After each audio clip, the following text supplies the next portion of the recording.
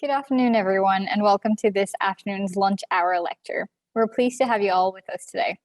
My name is Danishta Patel, and I am a workplace consultant at CBRE and graduated with my master's at UCL in Psychology of Education. I have the pleasure of chairing today's lecture, Leading Through Crisis, 5 Things We Have Learned About Organizations and People, given by Dr. Zachary Walker, who is an associate professor at the UCL Institute of Education. Zachary serves as the academic head of learning and teaching for the Department of Psychology and Human Development. He is also a senior fellow with the Higher Education Academy. In the last 3 years, Zachary has worked with business, educators, and policymakers in more than 30 countries on issues of diversity and inclusion, instructional reform, and inclusive pedagogies. We will be taking questions via Slido. Information to join the Slido are in the event information you received and should also be visible on the screen currently. The Slido code is LHL Autumn. That's LHLAUTUMN. Now to hand over to the speaker, and I hope you enjoyed the lecture. Thank you, Danishta. Really appreciate that. And hi, everybody. I'm Zachary, and I'm going to share some slides here in a second. Please do contribute to our Slido. I love questions. They're important, and they kind of make things go. So thank you so much for being here. We are going to talk about leading through crisis today, and you can see the Slido code right under there that Danishta mentioned. I am Zachary Walker. That's my Twitter handle as well. And so let's get started. Interestingly enough, I actually, January of this year, I was on this same stage, except for there was actually a literal stage with people there, giving a talk, a lunchtime lecture called Teaching and Leading Generation Z.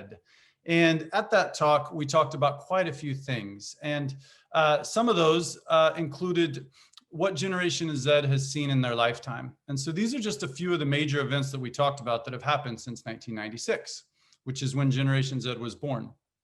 So 9/11, bombings in Syria, crashes, refugee crisis, global climate change. And one of the things we talked about at that January talk was that all this happens in a minute. And the difference between now and other generations, because we know that other things, bad things or hurtful things have happened in other generations, is that now everyone carries this around in their pocket, right? And this is exactly what happens in an internet minute.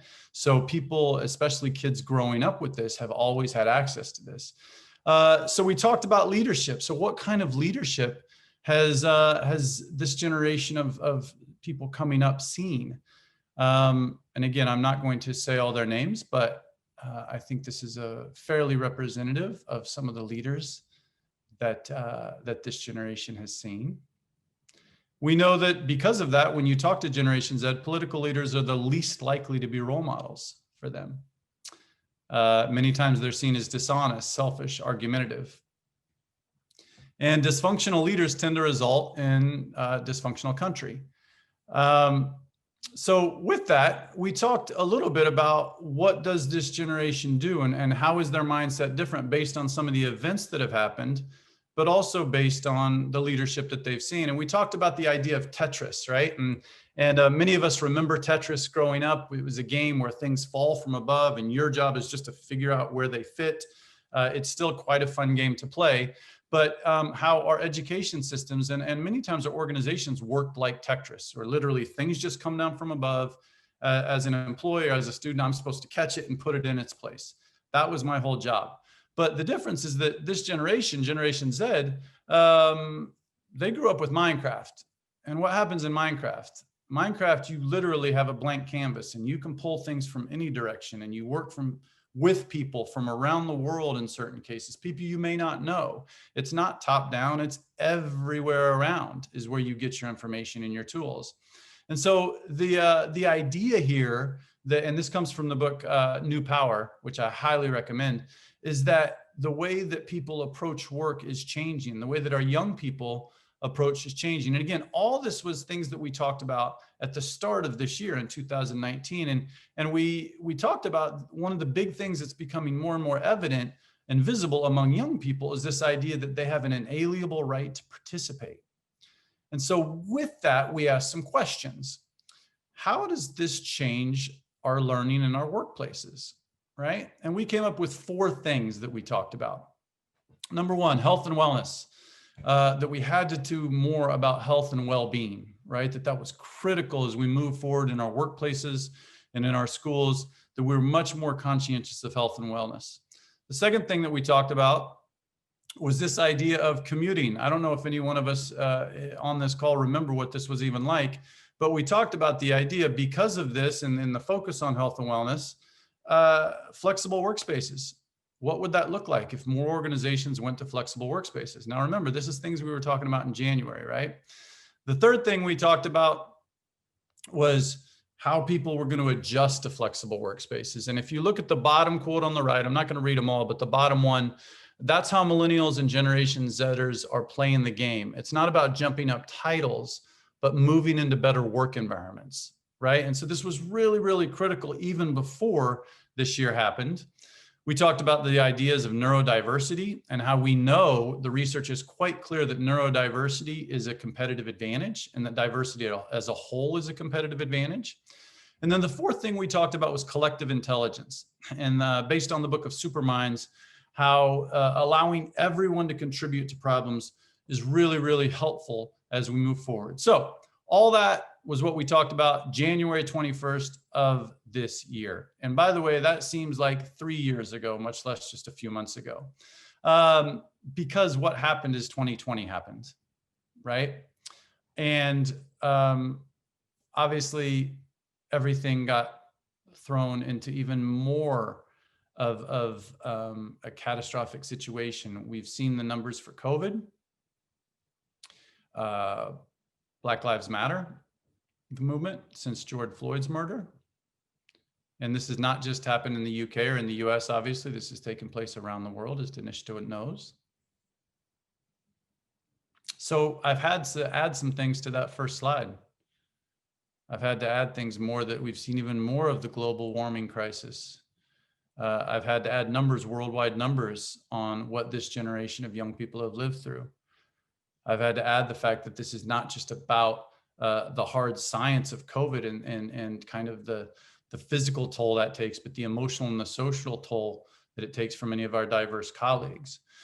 So when you think about that, if we go back and we look at why all this is so important and why some of it is even possible, is because of how we use technology. I'm not going to talk a lot about technology, but I think it's important to just point out one thing. I've updated the graph there. You can see it there on the right-hand side of what happens in an Internet Minute this year. And there's one big thing that was not on the list in 2019, but is on the list now. If you look at the very bottom in kind of a teal color, TikTok. TikTok was not even represented in 2019 on this graphic, and it's fully represented now. And I'm sure that all of us listening to this have either participated in or are quite aware of the power of TikTok. So I love this slide. This is a picture from down at Brighton, and I don't know if you can read it, but what it actually says is, anyone for a game of Tetris?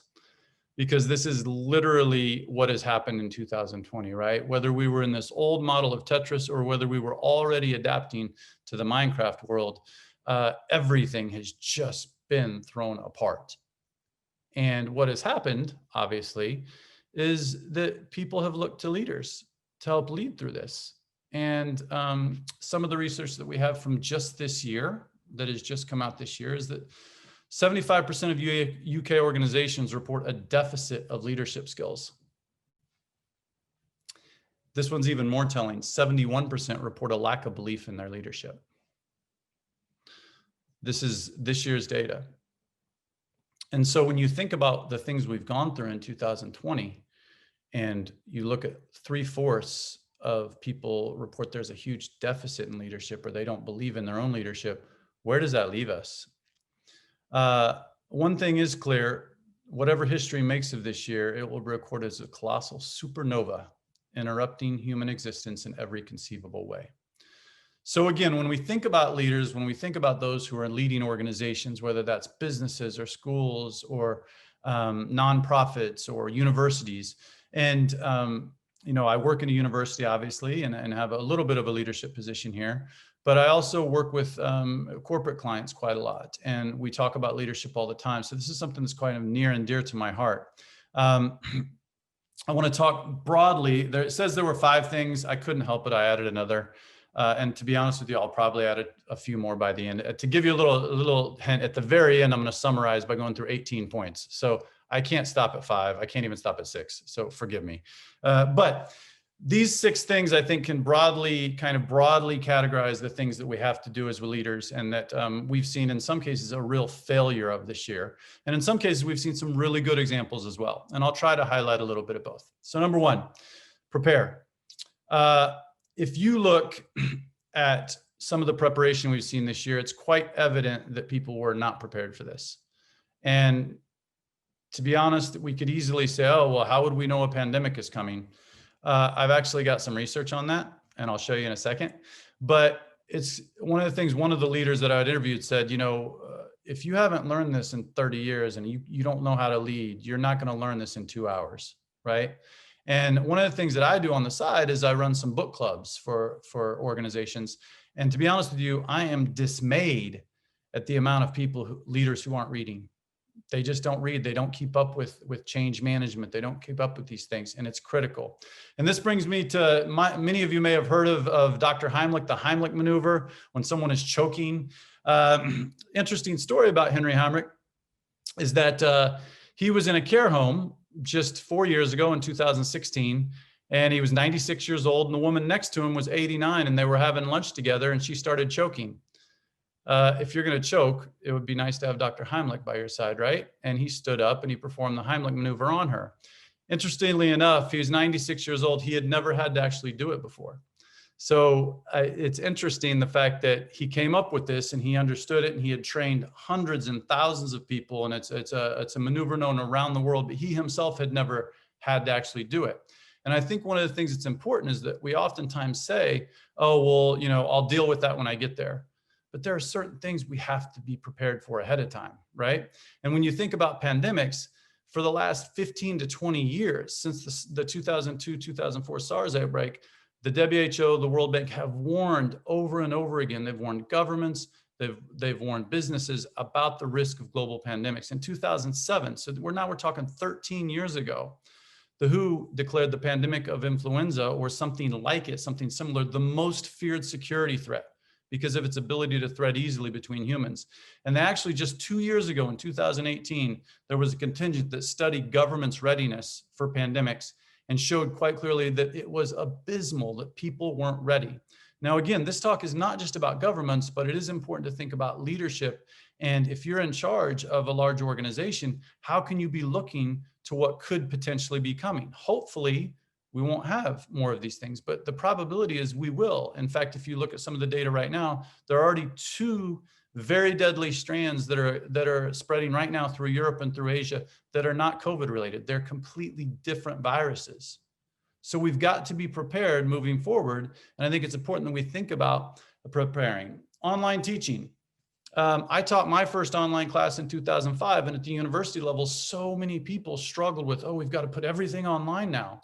Does anyone know out there, and again, I can't see you, so I'm hoping that you'll just play along. Raise your hand to yourself. If you're in your living room, you've got kids crawling on you, just raise their hand too. When was the first online class offered? Does anyone want to take a guess? It was 1984. So almost 40 years ago, the first online class was offered. Now, obviously, that was a very, very entry-level class, and only certain people had computers at the time. But as early as 2002, MIT started offering online courses. So so we've known that this can be done for a long, long time, almost 20 years, and yet still universities were not prepared with infrastructure. And individual leaders oftentimes weren't prepared to make that change because they were so comfortable with the old way. But again, if we're looking and we're preparing, we're going to know that. Now, the third thing I want to talk about here is inequality. In attitudes, 26% of the British population report being a little or very prejudiced against other races. In birth, Black women are 5 times more likely to die in childbirth than white women. 5 times more likely to die. Policing and criminal justice. Black people are 9 times more likely to be stopped and searched in the UK. If as leaders we weren't prepared this, then we weren't paying attention. because inequality is not new. Online teaching is not new. The threat of a pandemic is not new, right? And it's important that we have to be paying attention to these things. If you want to look at the within the professorial level in higher ed, again, talk about inequality. There are 21,400 professors approximately in the UK. 18,000 of those are white people. 2,000 designate themselves as other. There are 1,600 Asian professors and 140 Black professors. Less than 1% of all of our professors in the UK are Black. And so again, if we say that we weren't prepared to think about inequality or we didn't know, that's on us, right? And I love this quote by Dr. Fishoff. You'll often hear leaders say they didn't have time to respond effectively in an emergency, but if you didn't have time, you didn't do your job.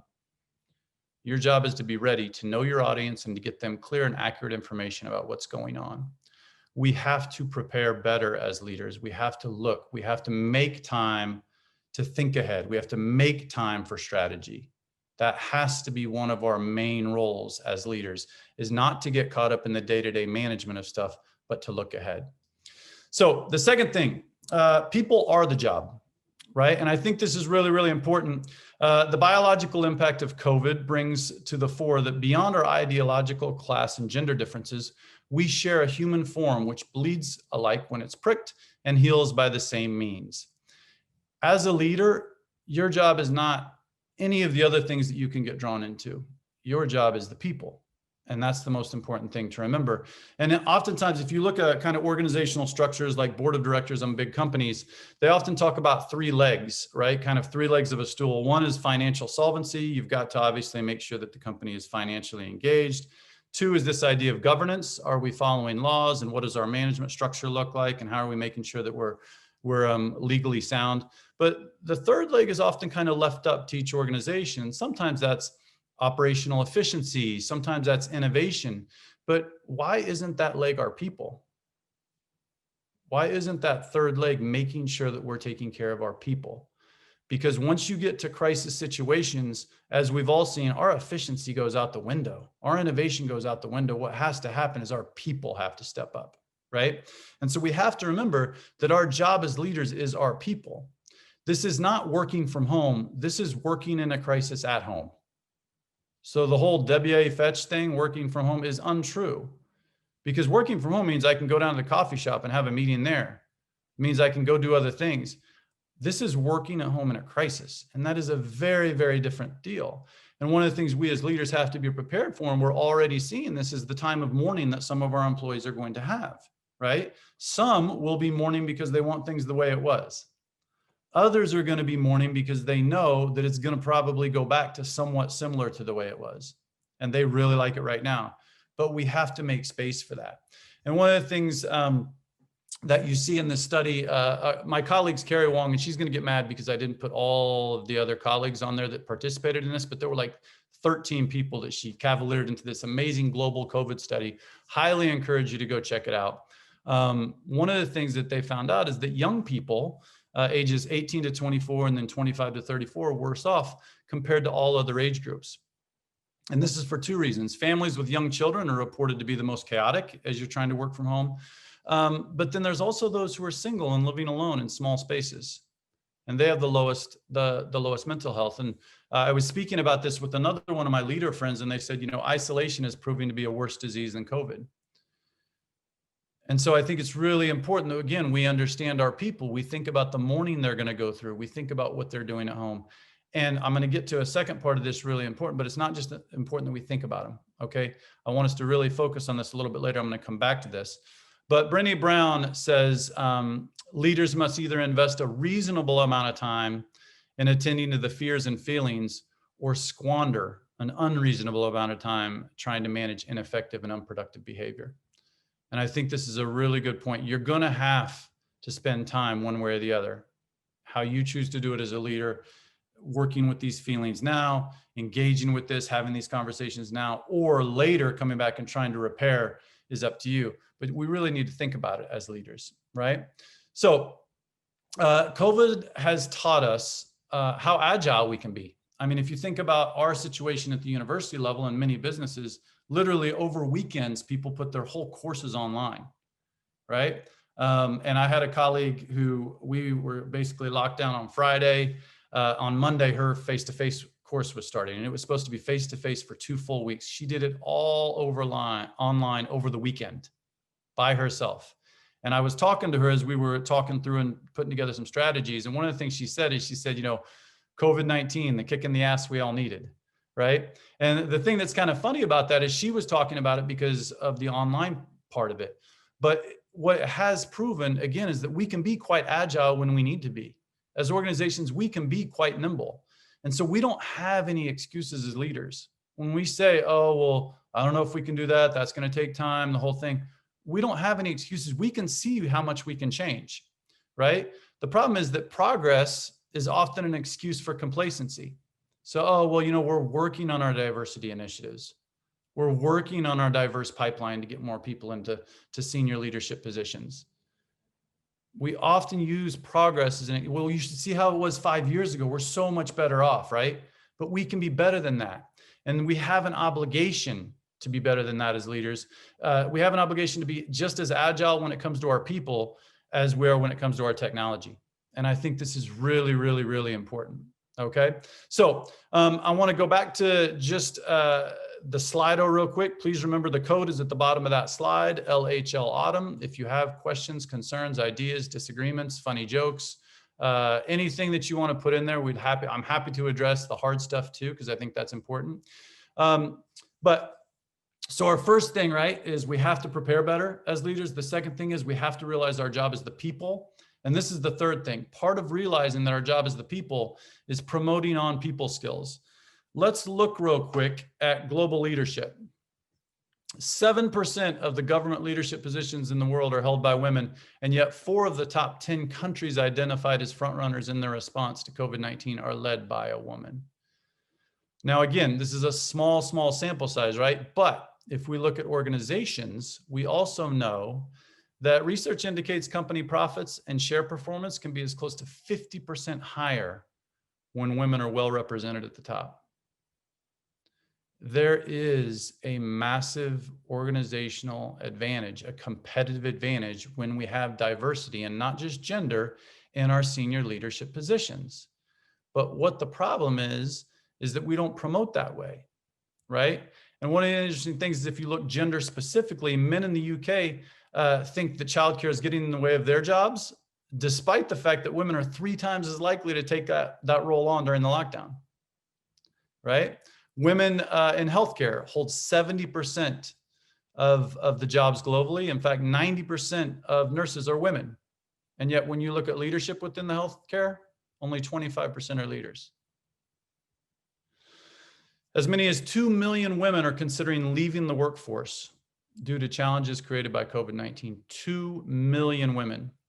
And women, especially women of color, are more likely to have been laid off or furloughed during the COVID-19 crisis. Meanwhile, and you look at that bottom point there, Black women already faced more barriers to start with, and we're coping with disproportionate impact of COVID-19 on Black communities due to a whole number of factors, which I won't get in here today. But again, we have to think about this when we're talking about leader. Who are we actually preparing to lead? Because one of the things we often do is we promote people based on their expertise in a specific area. But oftentimes that area is not people. That area is they're really good in accounting, so they must be able to manage people. Or, you know what I mean? They're really good in research, so they would be great as a leadership and the head of that department. Or they're really good at this. But what we have to focus on is who's going to be a good leader of people. Because there's a real distinction between managing in times of peace and leading in times of crisis, right? And that distinction is really, really important. And there will be different leaders for different times. One of your jobs, again, as the leader right now, is to know your people and to protect them. Know who you can call on when a time of crisis happens. Know who you can call on when something needs managed, but protect those people, protect that diversity at the top, because it is a competitive advantage. I want you to understand this is not something I'm saying just to feel nice and to get caught up in the moment. This is a competitive advantage, whether it's academia, business, or otherwise. Having diverse voices at the table leads to better results. We've got to figure out who those voices are and protect them and promote them into positions of leadership because they're good with people, not just because they're good at one specific thing. And that's really, really important. So fourth thing, this one's a big one. And I could do a whole 3 hours just on this because there's just so many examples. And unfortunately, many of them aren't great, but that's okay, right? Clear communication. So a couple of things that that I've personally learned through this, but have also been reemphasized by others, is how we get to trust. Now, if you look at the Edelman Trust Barometer, I'll let you look at that just for a second. And I would like you to focus on the X and the Y, right? So trust is made up of two things, ethics and competence. And if you look at the blue circle there, unfortunately, based on the work that they've done, no institution right now is seen as both competent and ethical. That is not government, that is not media, that is not NGOs, that is not business. Some are more ethical than others, some are more competent than others. But trust by employees is really based on those two things. So when we think about communication, right? Let's look at, again, go back to the global COVID study. If we look from April to July, here were people's main fears. And I promise, I know this is meandering, I'm getting to a point. This is people's main fears, April to July. Here are their main fears in October. I'd like you to look at number 4, government guidelines. Now, that wasn't even on the list, and it's up to number 4 in October. And part of the reason that is because of how we communicate and how we build trust and how we build competence, right? So much of building trust and competence is how we communicate. So when you think about building trust through ethics, some of you may understand where I'm going with this, and Dominic Cummings, right? We know that there are ways that you have to build ethics, and the way that you communicate it is critical. First of all, you have to be decisive. One of the things that happens sometimes is we waffle, and we've seen this happen with governments and organizations, is that, well, I don't know, we need to talk about it, we need to think about it, we need more time, et cetera. In times of crisis, we don't necessarily have that. We've got to be decisive, right? The second thing is you have to be transparent. Don't lie. Be honest about where you're going. We may not be making the right decision here, but this is the decision we are making, right? And if we have to adjust, we will. You can't straddle the fence. And this is a really big one. In times of crisis, you can't kind of sit on the fence and, decide, oh, well, for some people it's this and for other people it's that, or for some areas it's this and for other areas it's that. You have to make sure that you're on one side. It's kind of like racism. You can't be a part-time racist and kind of dip your toe in every once in a while. You're either racist or you're not, right? And when we're making these kind of decisions, we have to make firm decisions and we have to be transparent about them.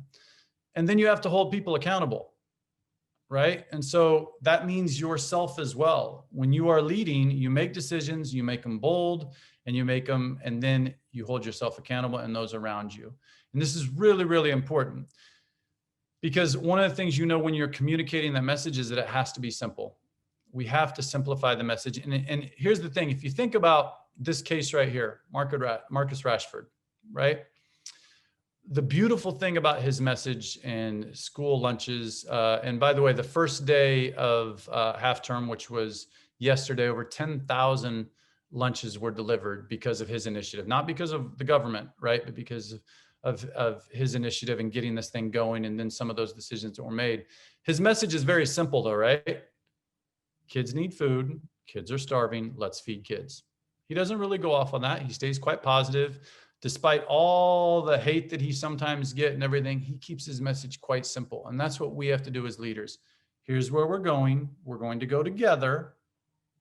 Don't make it too complicated. Keep it simple. And this is really, really important when we're talking about communicating what our decisions are going to be.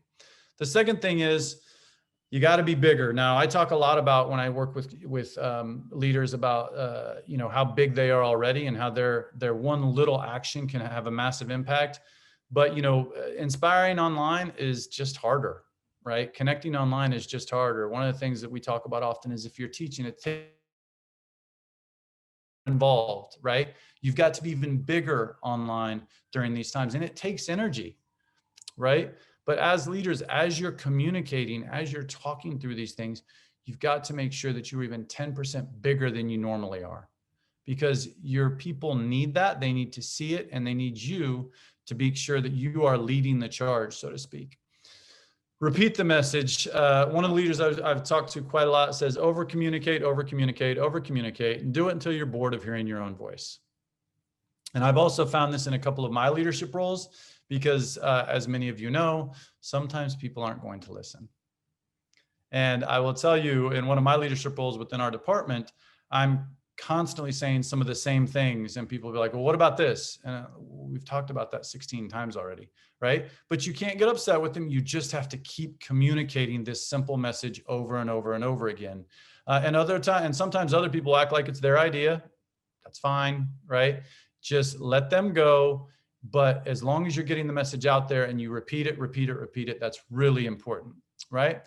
The final one here is listen, because communication, right, is not just talking. But there are a couple things in times of crisis that are really important. So when you're making decisions, because some of these decisions are coming fast and furious, right? One of the things I try to talk about is listen with deadlines. So say you're talking to your group of people that you're making these decisions with, and you say, you know what, I want to hear everybody's opinion, but I have to hear it by tomorrow at noon, or I have to hear it by Friday at 1, or whatever.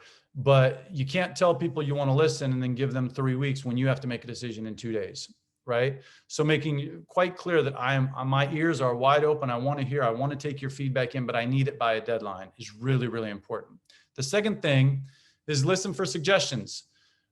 Say, you know what, you're absolutely right. This isn't perfect yet. What should I do? But have everybody come with a solution or a suggestion as well as a problem, right? And we know this just from work in general. Any of you who are leaders out there, you know it's so frustrating when everyone just complains, but they don't come with solutions. So you say, you know what, if you're going to have a complaint or you want us to go in a different direction, that's fine, but you've got to come with solution, because in a time of crisis, we have to make these decisions even quicker, right? And it's important that you have deadlines and solutions. Now, the third one comes from this book right here. Any of you are familiar with John Cotter's work? This is one of his books called Our Iceberg is Melting. And one of the characters, and this is a book about penguins whose iceberg is melting, and he goes through the eight-step change process.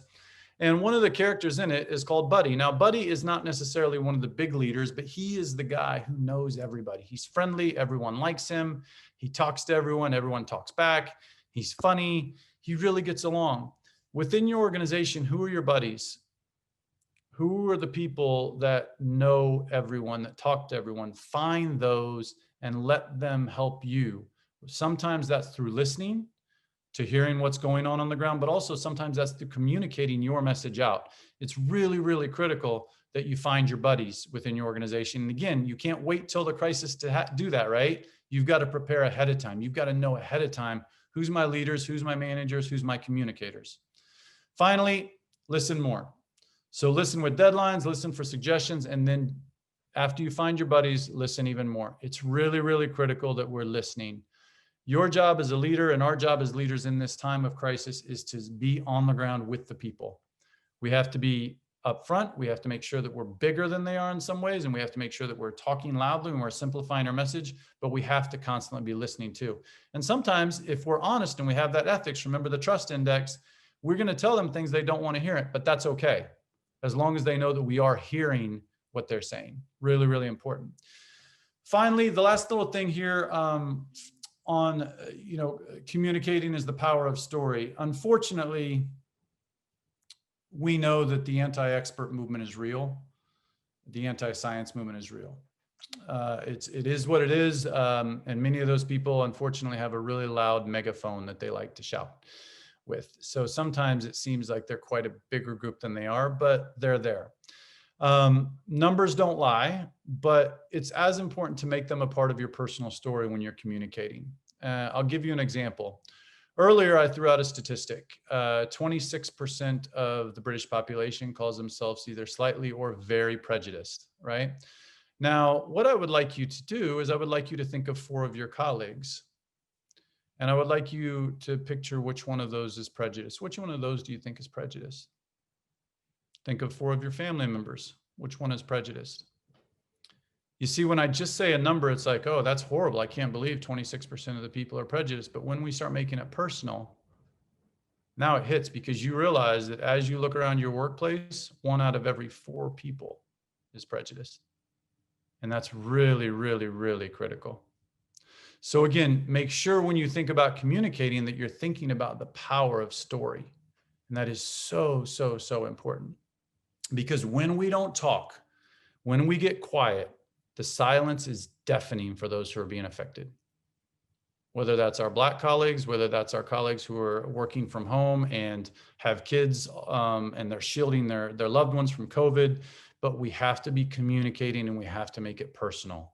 And this is really, really important, everybody. So please make sure that, again, we know the numbers don't lie, but unfortunately, because of anti-science, because of anti-expert, people don't listen to numbers, but oftentimes people listen to personal stories. So if you can communicate via stories, that can be really effective, right? Anyone know who this is? This is James Stockdale. He was a prisoner of war in Vietnam. And he was interviewed afterwards. He survived, I want to say 8 years being a prisoner of war in a secluded cell all by himself. And he was interviewed afterwards. And one of the things that they talked about is that, during kind of in-depth interviews, they said to him, who didn't survive? And he said, oh, that's easy. It was the optimists. Because the optimists always believe everything's going to get better. And then when it doesn't, and then when it doesn't, and then when it doesn't, they don't know how to handle it. So part of leadership is not just being optimistic. Part of leadership is retaining faith that you're going to prevail, but acknowledging the brutal facts of the reality. And we've seen that in COVID throughout the time is, oh, well, just another month, just another 2 months, just another whatever. I'm working with some leaders right now who are planning 36 months into the future because of COVID, and because they think that after this, there could be another pandemic. So again, it's nice to be optimistic and inspirational, but we also have to confront the brutal reality and be honest about that, right? That's really, really important. So here's the thing. You can be honest about it. You can talk about it, but if your actions don't match up, people will not follow you and you will lose your trust and you will be seen as incompetent. So this is really, really important. I do a lot of work around diversity right now. Because that's been my field for a long time, and especially right now after George Floyd, I'm doing a lot of work with corporates around racial fluency, right? And one of the things that drives me crazy is when I go on a website and I see a beautiful statement about how diverse they are and how much they believe in equality, and then you look at their board of directors, or you look at their senior leadership teams, or you look at the pay gap, and you see that, yeah, they say the right things and they're communicating quite clearly, but there is no congruence there. And so I think it's really important that we understand that this is even more important to this generation coming up. Now, Generation Z is going to be over 1/3 of the workforce in about 10 to 15 years. So if we're not prepared for that, and if we don't have this kind of alignment and this kind of congruence, we're going to be in real trouble, because there is a growing expectation amongst them that their personal values are going to be reflected within the organization they work. So then the question is, what are their personal values? Well, if you look at the Black Lives Matter movement, we know that almost 40,000 US-based Generation Zers or Zers have taken place in this survey and found that 88% believe that Black Americans are treated differently and treated unfairly. Now, here's the thing that's critical, right? This is the important part. The most important part about this, though, is that 77% of them have already attended a protest. So they are not just talking about it, they're acting it. And when they come into organizations, whether that's our schools, whether that's our businesses, we have to understand that if we are just saying things, but we are not living it out in our daily life, they are going to notice and they're going to call us on it. And that is critical, that we understand that congruence and that we're prepared for it. So organizations have to do the work, right? You have to do the work. And I want to point this out, and this is one of the things that we've seen that has become very clear that's unfortunate, right? Is that organizations don't want to change until the law or the media get involved. Until you are going to, get fined or have a law come down on you, or until you're pointed out by the media, you don't want to get involved. Like I said, if you haven't been aware that inequality exists on a massive scale for the last 30 to 40 to 50 years, and obviously much longer than that, then you haven't been paying attention. And so our organizations have to be willing to make the change before law or media get involved. Because when they don't, it looks like they just want the headline, but not the responsibility. And I want to just pause right there again. Organizations want the headline, but not the responsibility. It's easy to make a statement. It's much, much, much harder to do the work, right? And so we see this over and over and over again. Don't make the statement if you're not willing to do the work. And sometimes that means, again, when we're talking about communication and being bold, I know one organization that when all this happened and the murder of George Floyd and Black Lives Matter became this big deal, they deliberately paused. And people outside the organization were saying to them, you need to make a statement, you need to do this. And their reason was, and they said, they were very clear about this, no, we have internal work we need to do before we can make a statement. And so they started working internally to get their own culture fixed before they started making statements. But very few organizations are willing to do that.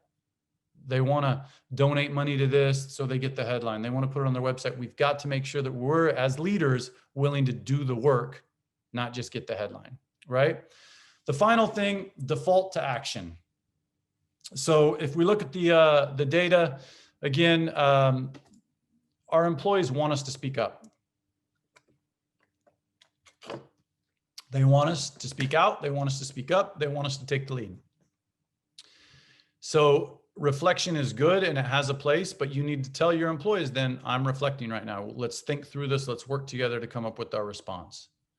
What we can't have is silence. And we have too many leaders who are silent. And they've just disappeared during this time. We have to speak up. We have to speak out as leaders. And sometimes that can be, again, delivering hard information, the brutal reality. Sometimes it can be saying, we are working through this as an organization. We are going to move forward, but we're going to do it internally, not externally. Sometimes it's an inspiring message, but we have to speak up. And this goes back to one of the phrases that has come around a lot. Is this a movement or a moment? And when we talk about well-being, is this just, oh, I care about your well-being right now because we're in this COVID situation, but as soon as we get through with this, then I'm not going to care anymore? Because remember, people will not forget. Is Black Lives Matter just, well, because it's in the media right now? Or is this something that you actually really care about and want to move forward? Finally, understand mistakes are going to be made as a leader. Because you are decisive, because you communicate clearly, because you're willing to put yourself up there, you're going to make mistakes. That's part of it. The more trust you've built by being transparent, the more trust you've built by putting yourself up there, the more patience the people following you will have. But it is important to understand that you can't be, I always call it paralyzed, right? You become paralyzed by perfection. You can't become paralyzed by perfection. In times of crisis, we're going to make decisions. We have to move. And then sometimes we have to readjust and recalibrate and reposition, and that's okay.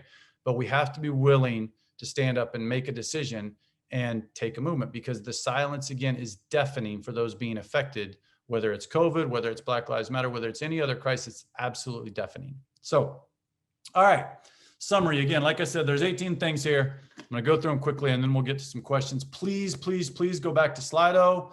As you can see down here at the bottom, there's your code. Whoo! All right, here we go. 18 things. Anyone know what this says? Anybody? This in Chinese means crisis. Now, the interesting thing about these two characters is that there are two separate characters. One of them means danger, but the other one means opportunity. And that is the word for crisis. That is how you write crisis. So if we think of what has happened in 2020, we can think about how horrible it was and we can ruminate on that, or we can really look at this as an opportunity for personal development and for our own leadership development, but also for our organizations, whether that's schools, businesses, whatever. 4 opportunities I want us to think about. If we go back to what I talked about in January, right? The first one is health and wellness. One of the things we have to remember is that self-care is not a massage or a manicure. It used to be, but now it's putting boundaries and limits on your own behavior. like a parent would. Right? So part of what we can't talk about how much we care about our employees' health and wellness and well-being and all that stuff if we're not willing to put some boundaries on their workload. If we're not willing to say, you know what, we're not going to have meetings after 5 p.m. here. If we're not willing to do some of those things as leaders, then don't talk about health and wellness, right? Again, health and wellness, it used to be that kind of self-care was, oh, I'm going to go to the spa for the weekend or whatever. That's not what it is now. Not in these times. What it is right now is making sure that you're setting limits. The second thing is flexible workspaces. Again, we talked about this at the start of the year, but it's up to us as leaders to make sure this stays normal. We have to be very, very careful that if we get back to a normal, the old normal situation where people are coming into the office every day, that those aren't the only ones that are going to be promoted, that those aren't the only ones going to move up the chain higher, because a lot of the times the people that need to work from home are the women, right? They're the ones who are going to be disproportionately affected if we make people come into the office. And so it's really, really important that we think about that ahead of time. Third thing, diverse workplaces, again, whether it's disability, whether it's our Black colleagues, whatever it may be, gender, you pick your diversity that makes it's a competitive advantage. Right? The research shows it over and over and over again. So there's a real opportunity for us to embrace this as leaders. Finally, collective intelligence. We have to continue to enable conversations by inviting everyone to the virtual room. One of the best things that we've seen inside our department, but also some of the people that I've talked to, is they've said there's just so much more discussion now because not only one person can talk, right? If you're in a chat room, everyone can put in their thoughts. Everyone can put in their ideas, and that's really important. So those are the first 4 quick hitters. Here we go. These are really, really fast. So I hope you're ready. Number 1, stop being a martyr and get some sleep. Take care of your damn self. Sleep, exercise, eat right. We're all busy. We're all tired. Just because you get enough sleep, you're probably still going to be tired because of the amount of stress. Stop being a martyr, get some sleep. Number 2, you don't do leadership, you practice it. We all practice it. We fail sometimes. I fail all the time. But again, you have to continue to try. You have to prepare and continue to work. 3, do your own work. You got to know yourself. I've seen a lot of leaders in this book that have been exposed. They've been really exposed because of the stress. This is a quote from one of the leaders that I work with. So much of what I'll do moving forward has to do with myself, because they are looking at me and I have to make time to think me through. And I think this is just absolutely critical. You've got to know when you need to step away and take a couple of days without meetings to recover. You need to know when you shouldn't be on a call because you're not in the mental space to handle it and let someone else handle it. You need to know where your weaknesses are. Are you a manager? That's okay, but figure out who those buddies are, who those communicators are, but you've got to do that yourself. 4, slow down.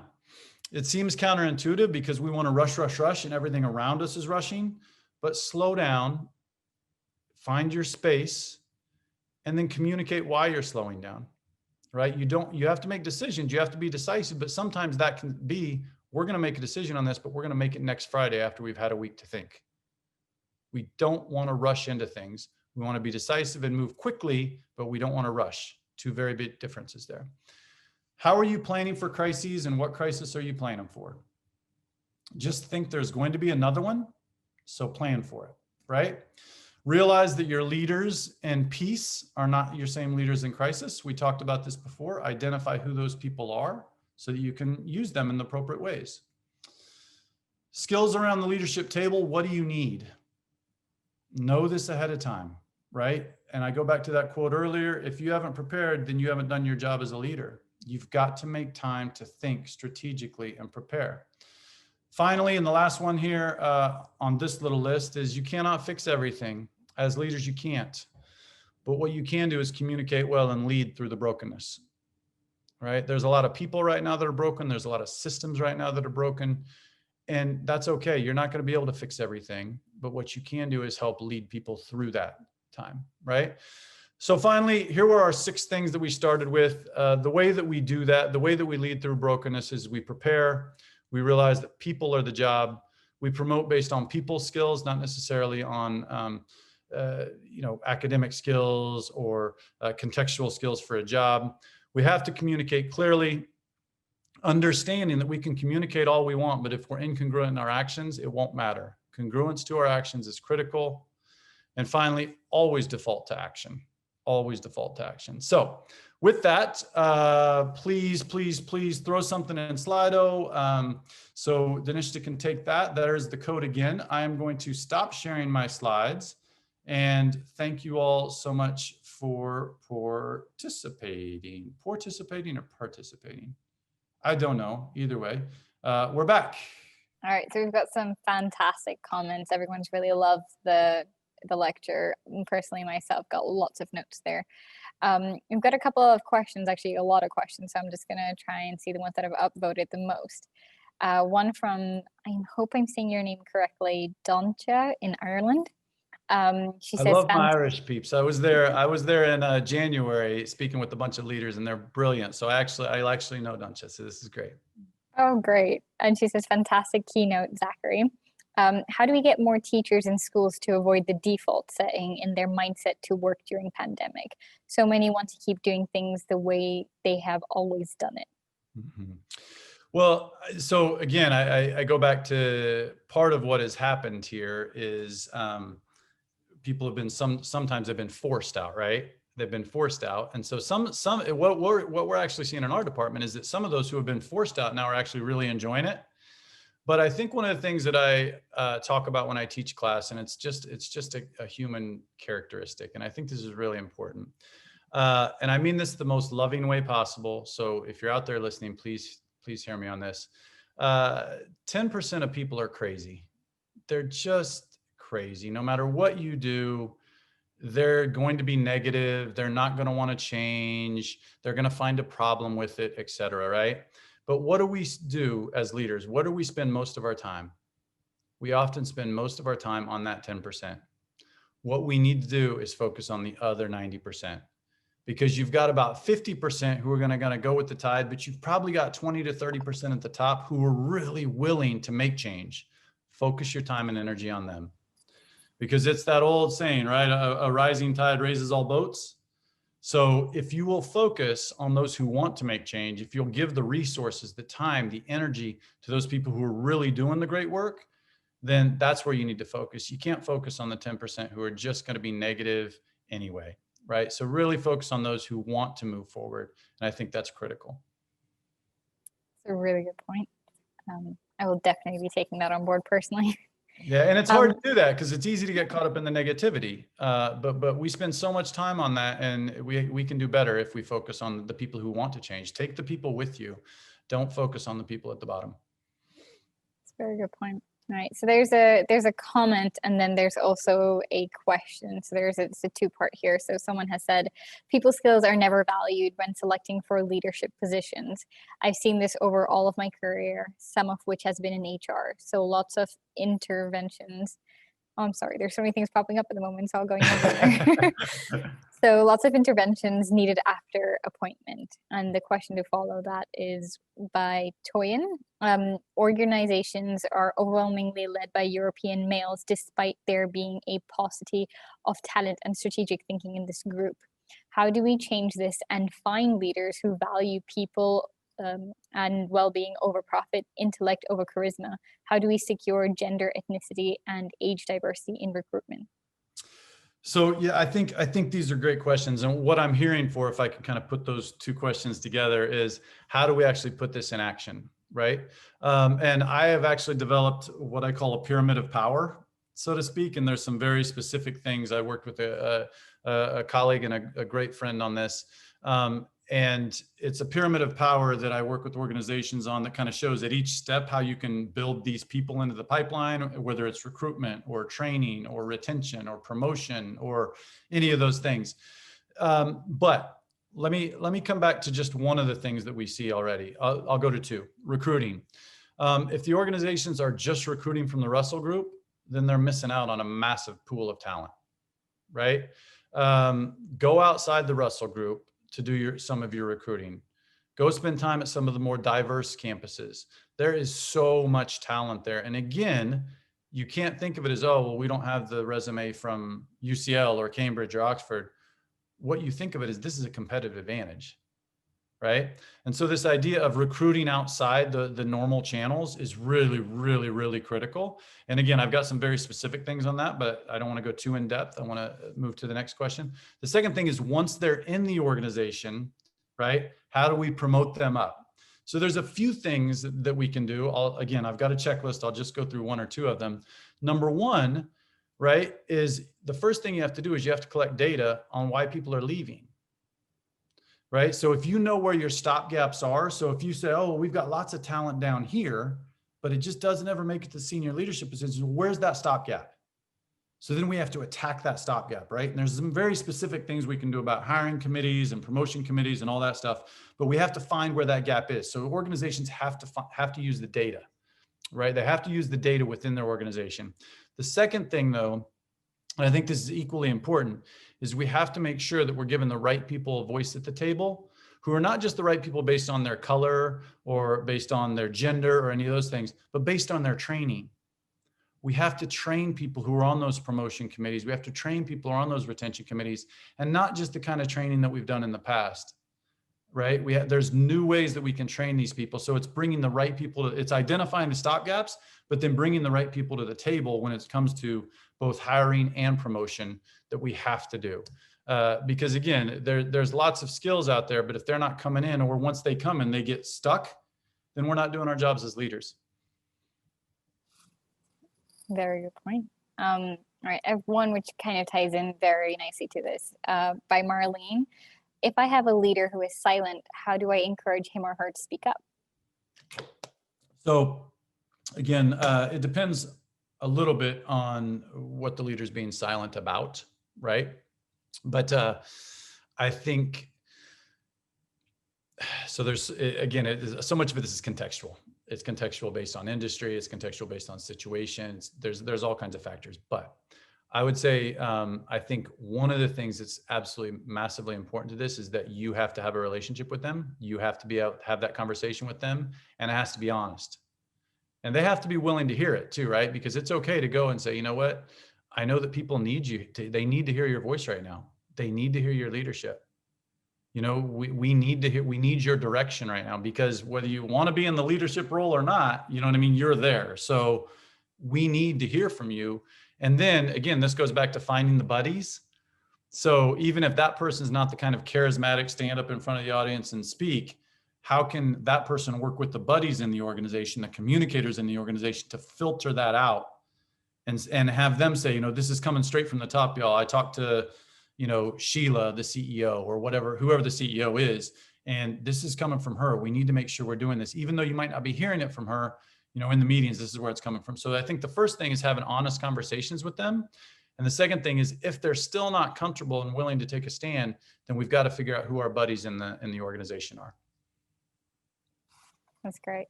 I'm aware of time, so I'm just going to ask you one more question. And this is more of a personal one for myself, but I think you spoke a lot about, you know, participating in the conversations and leadership.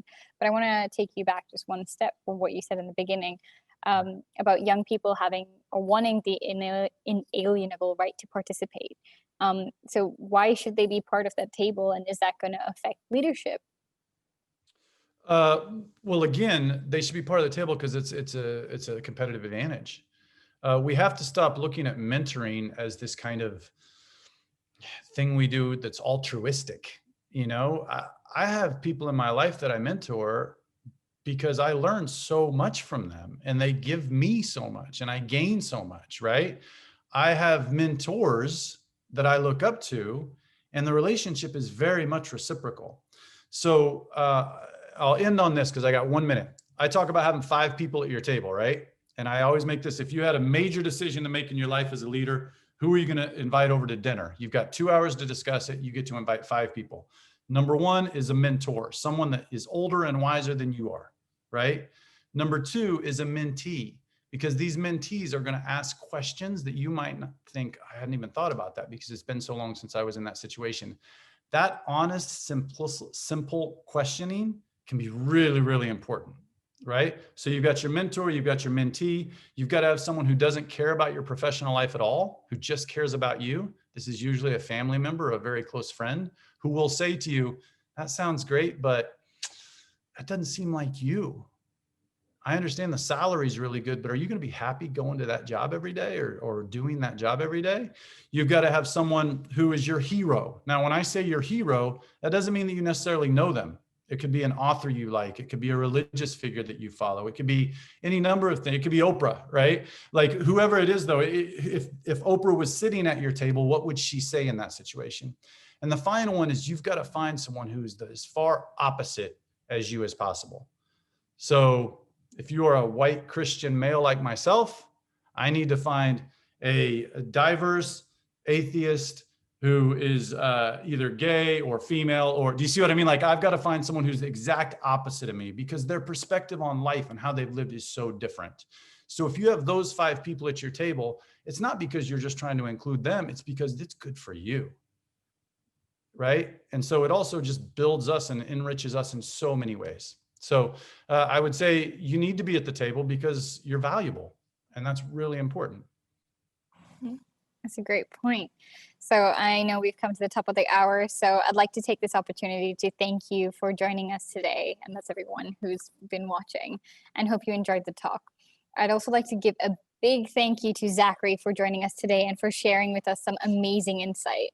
You will receive an email in the next day or so with a short feedback survey and also the upcoming schedule of lectures. We hope to see you at another lecture soon.